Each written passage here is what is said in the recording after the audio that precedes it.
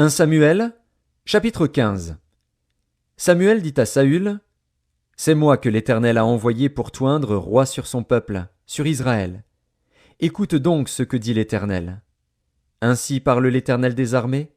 Je me souviens de ce qu'Amalek fit à Israël, lorsqu'il lui ferma le chemin à sa sortie d'Égypte. Va maintenant, frappe Amalek, et dévouez par interdit tout ce qui lui appartient. Tu ne l'épargneras point, et tu feras mourir hommes et femmes, enfants et nourrissons, bœufs et brebis, chameaux et ânes. » Saül convoqua le peuple, et en fit la revue à Télaïm. Il y avait 200 000 hommes de pied, et 10 000 hommes de Juda.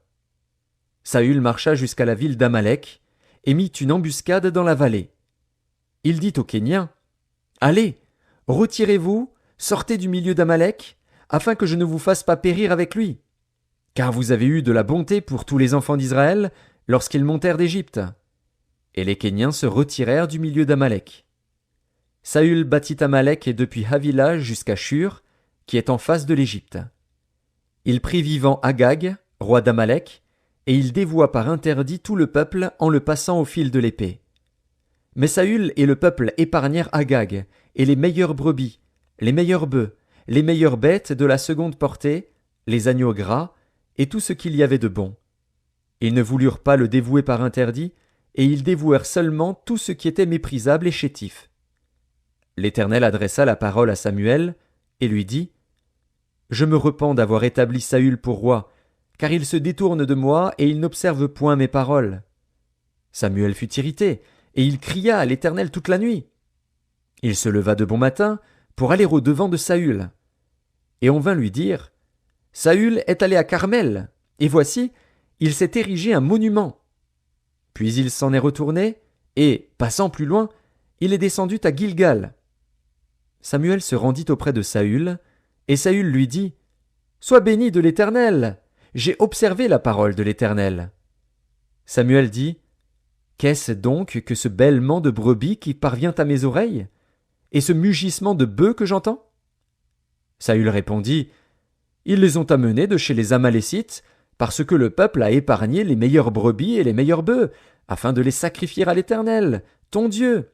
Et le reste, nous l'avons dévoué par interdit. » Samuel dit à Saül, « Arrête, et je te déclarerai ce que l'Éternel m'a dit cette nuit. » Et Saül lui dit, « Parle. » Samuel dit, « Lorsque tu étais petit à tes yeux, n'es-tu pas devenu le chef des tribus d'Israël, et l'Éternel ne t'a-t-il pas oint pour que tu sois roi sur Israël? L'Éternel t'avait fait partir, en disant, « Va, et dévoue par interdit ces pécheurs, les Amalécites. Tu leur feras la guerre jusqu'à ce que tu les aies exterminés. Pourquoi n'as-tu pas écouté la voix de l'Éternel? Pourquoi t'es-tu jeté sur le butin, et as-tu fait ce qui est mal aux yeux de l'Éternel? » Saül répondit à Samuel, « J'ai bien écouté la voix de l'Éternel, et j'ai suivi le chemin par lequel m'envoyait l'Éternel.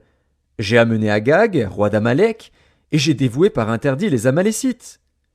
Mais le peuple a pris sur le butin des brebis et des bœufs, comme prémisse de ce qui devait être dévoué, afin de les sacrifier à l'Éternel, ton Dieu, à Gilgal. » Samuel dit, « L'Éternel trouve-t-il du plaisir dans les holocaustes et les sacrifices, comme dans l'obéissance à la voix de l'Éternel?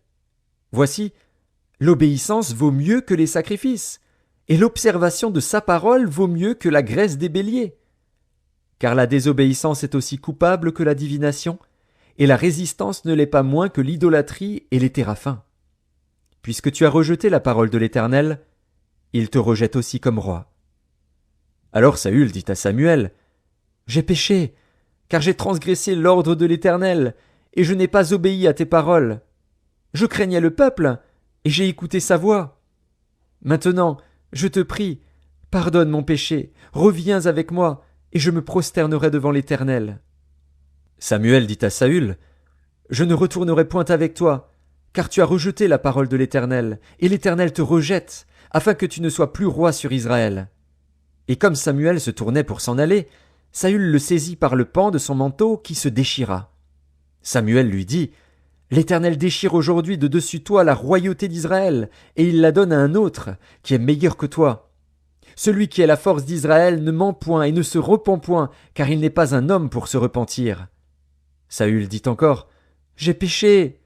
Maintenant je te prie, honore-moi en présence des anciens de mon peuple et en présence d'Israël. Reviens avec moi, et je me prosternerai devant l'Éternel, ton Dieu. » Samuel retourna et suivit Saül, et Saül se prosterna devant l'Éternel. Puis Samuel dit, « Amenez-moi Agag, roi d'Amalek. » Et Agag s'avança vers lui d'un air joyeux.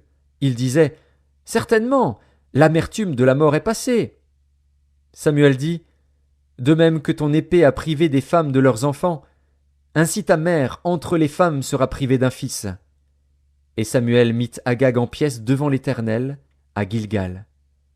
Samuel partit pour Rama, et Saül monta dans sa maison à Gibéa de Saül. Samuel n'alla plus voir Saül jusqu'au jour de sa mort.